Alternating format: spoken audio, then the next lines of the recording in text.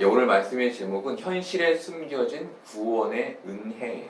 현실에 숨겨진 구원의 은혜. 우리는 지난주에 하나님께서 고레스를 목자로 삼아서 하나님의 일을 이루신다는 내용의 말씀을 보았어요. 그런데 그 형국은 강한 자가 약한 자를 정복하는 약욕 강식의 세상 법칙으로 이루어지게 될 것이라고 말씀드렸어요. 이것으로 인해 청소년들과 청년들은 세상이 원하는 강한 자가 되기 위해 경쟁하는 사회, 세상을 살게 되어 그들 스스로가 어려움과 힘겨움을 느끼게 되고, 또 장년들은 강한 자가 휘두르는 언어와 상황의 폭력으로 인해 그 어려움의 형국을 살게 되는 거예요. 우리가 이렇게 어려운 이유가 세상의 약욕강식의 법칙 속에 있는데, 이것 역시 하나님께서 우리에게 주신 것인 것이죠. 근데 여기서 중요한 초점은 우리가 이런 어려움의 형국을 계속해서 살게 되겠지만, 이와 함께 우리를 향한 하나님 나라로의 인도도 계속되고 있다는 거예요. 우리가 세상에서 겪는 어려움들, 늘 그 속에서 허덕이는데, 그와 동시에 우리를 하나님 나라로 인도하는 하나님의 인도 역시 계속 되고 있는 거예요. 오늘 우리는 이렇게 우리의 현실 속에 숨겨져 있는 것 같은 하나님의 구원의 은혜에 대해서 함께 살펴보려고 해요. 여러분, 개똥밭에 굴러도 이승이 낫다. 죽은 정승이 산 개만도 못하다라는 말이 있어요.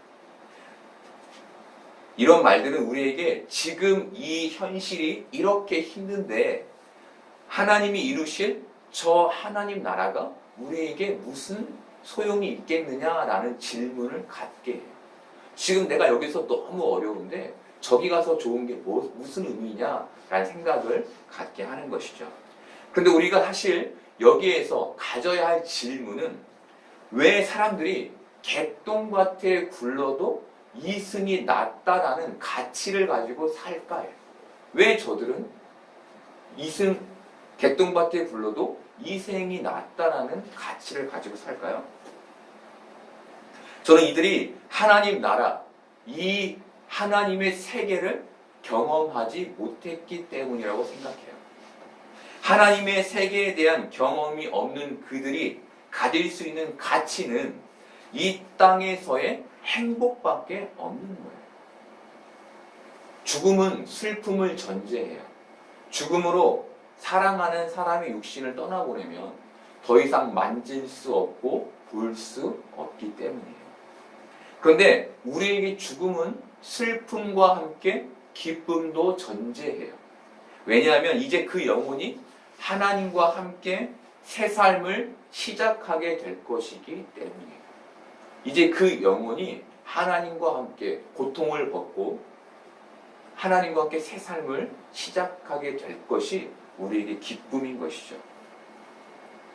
여러분, 이게 세상 사람과 다른 가치, 믿음을 가진 우리가 가져야 할 세계관인 거예요. 예수님 바리새인들에게 거지 나사로와 부자의 이야기를 해주셨어요.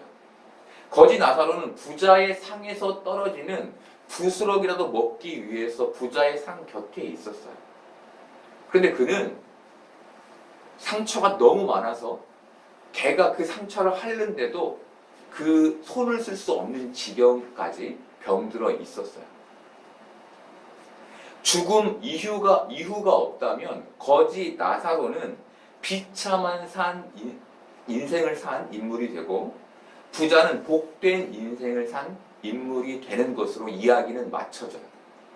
그런데 예수님은 나사로는 죽어서 천사에게 붙들려 아브라함의 품으로 돌아갔고, 부자는 죽어서 음부에서 고통을 받게 되었다고 말씀하셨어요.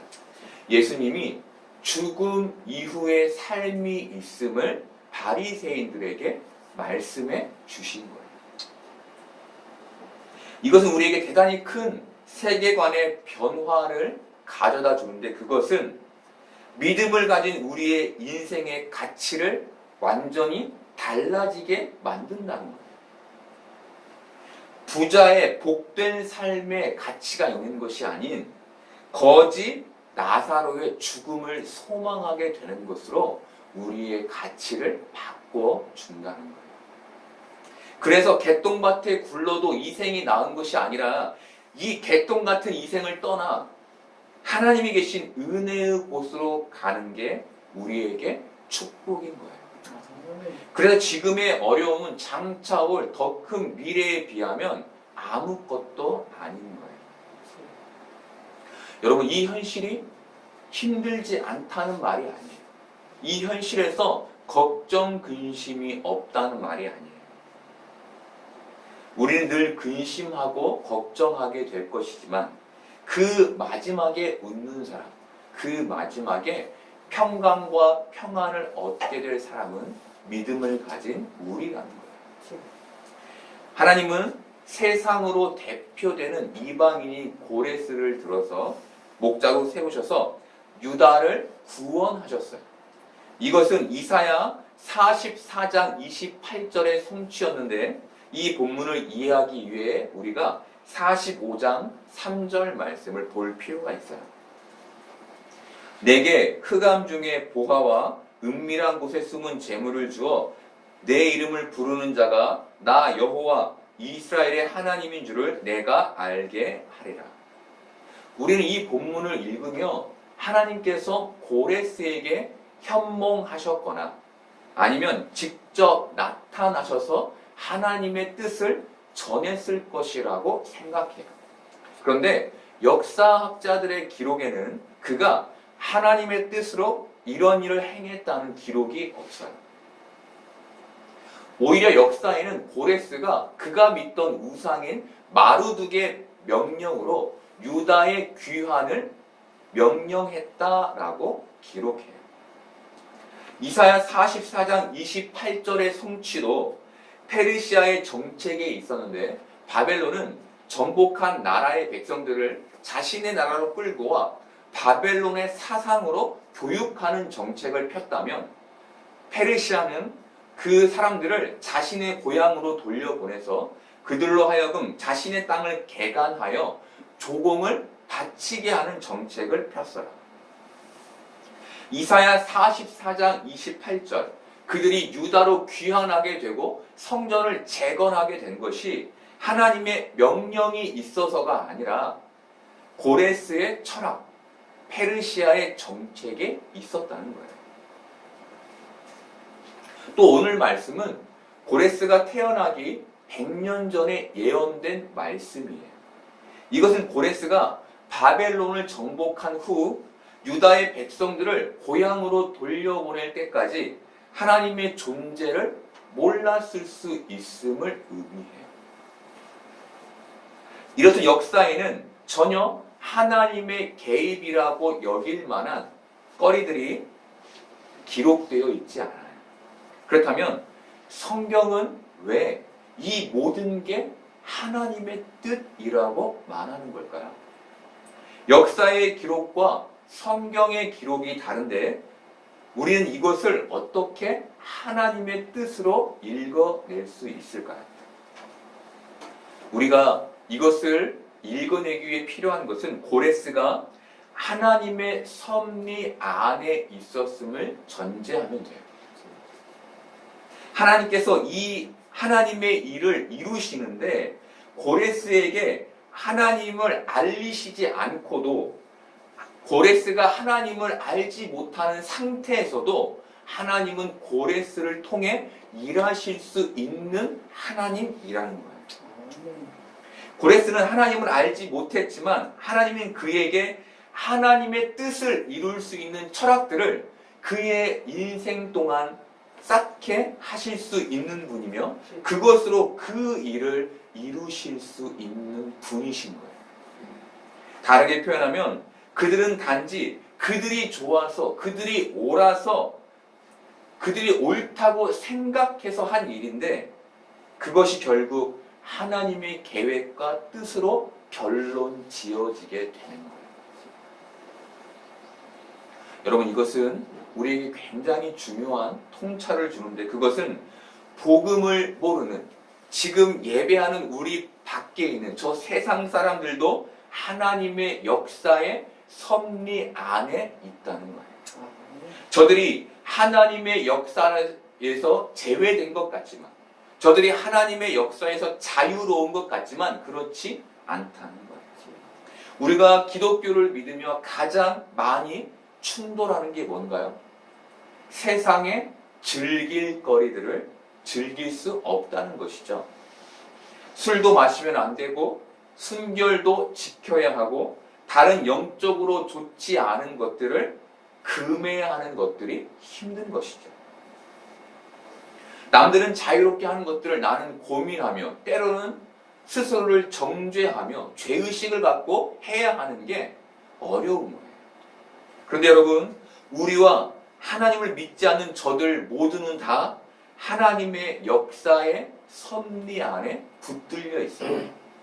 우리는 하나님을 믿고 알기 때문에 율법의 기준을 가지고 있는 것이고, 저들은 하나님을 믿지 않기 때문에 율법의 기준을 갖고 있지 않은 것 뿐이에요. 오늘 말씀 6절이 바로 이 의미인데 우리 같이 볼까요? 해 뜨는 곳에서든지 지는 곳에서든지 나밖에 다른 이가 없는 줄을 알게 하리라. 나는 여호와라. 다른 이가 없느니라. 여러분, 해가 뜨고 지는 모든 곳에 하나님밖에 없는 것. 다르게 말하면 해가 뜨고 지는 것을 보는 모든 사람들이 하나님의 통치 안에 있는 것, 이것을 하나님이 말씀하시는 거예요. 하나님이 유일하시죠? 그렇죠? 하나님이 유일하시기 때문에 이 세상에 믿음을 가진 사람과 믿지 않는 모든 사람이 하나님의 역사와 섭리 안에 있다는 말씀을 해 주시는 것이죠. 그리고 바로 이 안에 고레스가 하나님의 도구로 붙잡혀 사용되는 거예요. 여러분, 우리는 세상의 일들을 유일하신 하나님의 관점으로 봐야 해요. 우리가 현실에서 겪는 행복과 불행을 하나님의 뜻으로 읽어내는 신앙의 구조를 가져야 하는 거예요. 아, 이것도 하나님이 주신 거지. 아, 그래, 이것도 하나님이 주신 거지라고 읽어내는 신앙의 구조를 가져야 하는 거예요. 우리는 그때 모든 환경을 나의 구원을 위한 하나님의 준비하심으로 읽어낼 수 있게 되고, 이것은 이 현실을 살아가는 우리에게 굉장히 큰 힘을 줘요. 우리가 우리의 인생을 나의 구원을 이루시는 하나님의 준비하심으로 읽어낼 때 우리가 이 땅에서 매너리즘에 빠지지 않고 불행해지지 않을 수 있다는 거예요. 여러분, 우리의 삶에는 매일매일 많은 일들이 일어나요. 매일을 살지만 매일이 다르고, 이제 좀 평안하려나 싶은데 문제가 터지는 삶을 우리는 살아요. 그래서 우리는 늘 우리의 미래를 예측할 수 없어요. 그런데 우리 하나님은 유다의 미래를, 그것도 100년 앞의 미래를 예측하셨어요. 아무도 유다의 멸망을 점치지 못했을 때, 누구도 그런 생각조차 할 수 없었을 때 우리 하나님은 그 모든 계획을 가지고 계셨던 거예요. 그리고 그것을 유다에게 말해 주셨던 거예요. 그래서 우리는 내 인생의 100년 앞을 내다보는, 아니 내 전 인생을 내다보시는 하나님을 의지해야 하는 거예요. 아멘. 몇십 년이 지나면 썩어버릴 나무, 죽으면 썩어버릴 육신을 의지하는 것이 아니라 100년 앞을 내다보시는, 우리의 전 인생을 내다보시는 하나님을 의지하는 게 우리가 이 현실에서 가져야 할 신앙의 모습인 거예요. 여러분, 그렇다면 우리가 어떻게 해야 하나님의 구원하심을 믿으며 그 성취를 믿으며 인생을 살 수 있을까요? 늘 우리는 이 현실에서 불안한데 어떻게 확고한 믿음 가운데 구원의 길을 걸어갈 수 있을까요? 여러분, 우리가 하나님께 기도하죠. 그렇죠? 우리가 기도의 제목을 가지고 하나님께 기도를 드려요. 그래서 우리는 우리의 기도가 응답됐을 때 그 응답이 기도의 응답인 것을 알아요. 그렇죠? 여러분, 왜 합니까? 왜 그것이 기도의 응답인 줄 알죠? 기도했기 때문이죠. 기도. 내 입술로 그 기도의 제목을 가지고 기도했기 때문에 이것이 하나님의 응답인 것을 아는 거예요. 마찬가지로 우리 안에 세상에 유일하신 하나님만이 주실 수 있는 구원의 말씀을 믿을 때 그것의 성취도 알게 되는 거예요. 그래서 우리가 하나님의 말씀을 가질 때, 우리가 구원의 메시지를 믿을 때 우리가 이 현실에서 헤매이지 않고 하나님이 우리에게 베풀어 주신 구원의 은혜의 길을 걷게 되는 거예요. 그런데 그 길을 걸을 때 문제가 있죠. 그것이 뭡니까? 우리가 구원의 길을 걷고자 하는데 세상의 현실이 훨씬 더 우리에게 직접적이라는 거예요. 내가 구원의 길을 걸어야지라고 그 길을 걷는 것보다 세상에서 만나는 환난과 역경이 훨씬 직접적이라는 거예요. 피부로 와닿는 고난과 고통이 너무 커서 내가 과연 구원의 길을 걷고 있는지 헷갈린다는 거예요. 고레스가 왕이었던 페르시아에는 세상을 선과 악 이렇게 두 가지 대립적인 관계로 보는 이원론 세계관이 있었어요. 그런데 하나님은 7절에서 고레스에게 이런 말씀을 하세요. 나는 빛도 짓고 어둠도 창조하며 나는 평안도 짓고 환난도 창조하나니 나는 여호와라. 이 모든 일들을 행하는 자니라 하였노라. 이들의 관점에선 이원론을 가졌기 때문에 선을 일으키는 신이 있다면 악을 일으키는 신도 있어야 해요. 이게 이원론이에요. 그런데 하나님은 나 혼자 빛도 어둠도 지었고 나 혼자 평안과 환난도 지었다라고 말씀하세요. 여러분, 선과 악이 나누어서 주시는 게 아니라 각각을 주는 신이 따로 있는 것이 아니라 한 분 하나님이 주시는 거라는 거예요. 선과 악을 한 분 하나님이 주시는 것이라면 그것은 우리가 느끼는 것과 우리가 선과 악이라고 느끼는 것과 관계없이 모든 게 선이 돼요. 다르게 말하면 선과 악이 한 가지 목적을 갖게 된다는 거예요.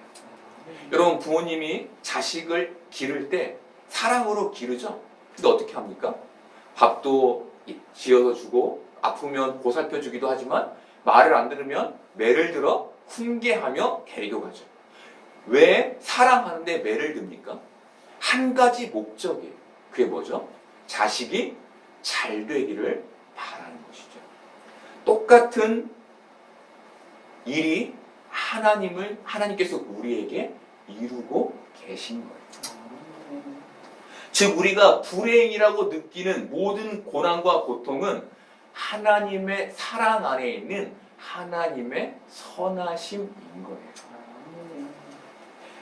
여러분, 사실 그런데 저는 이 말씀을 여러분에게 말씀드리지만 이 말씀을 온전히 이해하지는 못해요. 왜냐하면 제가 지혜의 한계를 가지고 있어서이기도 하지만 이 현실에서 제 불행과 고난보다 훨씬 더 큰 불행을 가진 저의 불행과 견줄 수 없는 고난을 겪고 있는 사람들이 있기 때문이에요. 감히 그들에게 지금 그 고난도 하나님의 선이라고 말할 수 없기 때문이에요. 근데 여러분, 우리는 지금 내 불행이 나를 구원하시기 위해 세상을 움직이고 계신 하나님의 섭리인 것을 기억해야 해요. 우리가 이것을 기억해야 하는 이유는 우리가 이 모든 불행에 갇히지 않기 위해서인데 더 이상 현실의 불행에 갇히지 않고 구원의 길을 걷기 위해서예요. 불행에 갇혀서 자신의 인생을 한탄하는 것에 그치지 않고 더 나아가 그 하나님이 우리에게 부어주시고 인도하시는 그 구원의 길을 걸어가기 위해 우리가 하나님의 선하심을 기억할 필요가 있는 거예요. 그리고 바로 그 선하심을 기억할 때 우리가 구원의 은혜를, 믿음을, 성취를 잃지 않을 수 있는 거예요. 저는 인스타그램이나 다른 기타의 것들을 잘 하지 않아요. 이유는 간단한데 그들이 올려놓은 그들의 행복한 삶과 나의 삶을 비교하게 되기 때문이에요. 여러분 그것을 보면 비교할 수밖에 없게 되죠. 그렇죠? 누군가와 나를 비교하는 순간 우리는 불행에서 자유로울 수 없게 돼요. 그런데 나의 길을 구원으로 인도하시는 유일한 하나님만 보면 지금 나의 자리가 어떻든 그것은 중요하지 않게 돼요. 이것이 우리가 구원을 성취하시는 유일하신 하나님을 믿을 때 갖게 되는 삶의 모습인 거예요. 세상의 가치로는 헤아릴 수 없는 구원이라는 그 하나님의 가치로, 그 하늘의 가치로움을 소망할 때 현실의 불행에서 자유로워질 수 있는 것이고 구원의 단단한 믿음을 가지고 이 세상을 걸어갈 수 있게 되는 거예요. 여러분 우리는 매일매일 육신의 쇠퇴를 경험하고 있어요. 하루하루가 하나님 나라와 가까워지고 있는 거예요. 그런데 우리는 매일매일 하나님 나라를 또렷이 기억하지 못해요. 이것이 현실을 사는 우리의 한계예요. 늘 하나님의 말씀을 내 마음에 품어야지.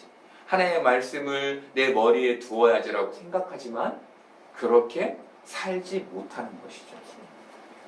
그런데 우리에게 고난이 찾아올 때 우리는 하나님의 뜻과 하나님의 인도와 하나님 나라를 또렷이 기억하게 돼요. 너무 아이러니하죠? 그렇죠? 평안할 때는 하나님이 기억되지 않는데 고난이 찾아오면 하나님 나라를 붙들고 하나님을 붙들며 그 나라를 소망하게 되는 거예요. 이것이 우리의 모습인 거예요. 바로 여기에 유일하신 하나님의 선인 은혜가 있는 거예요. 마지막으로 8절에서 하나님은 하늘이여 위로부터 공의를 뿌리며 구름이여 의를 부을지어다. 땅이여 열려서 구원을 싹트게 하고 공의도 함께 움돋게 할지어다. 나 여호와가 이 일을 창조하였느니라 라고 말씀하세요. 여러분 앞에서 오늘 말씀이 고레스가 태어나기 100년 전의 말씀이라고 말씀드렸죠. 이 말은 오늘의 말씀이 고레스를 보라고 한 말씀이 아니라 바벨론의 포로가 되기 전 유다가 들으라고 하신 하나님의 말씀이라는 거예요. 여러분 유다가 들어야 할 하나님의 말씀은 하늘에서 공의를 내리시고 땅의 구원을 베푸시는 하나님이었어요. 바로 이게 오늘 말씀의 결론인데 우리가 들어야 할 결론이기도 해요.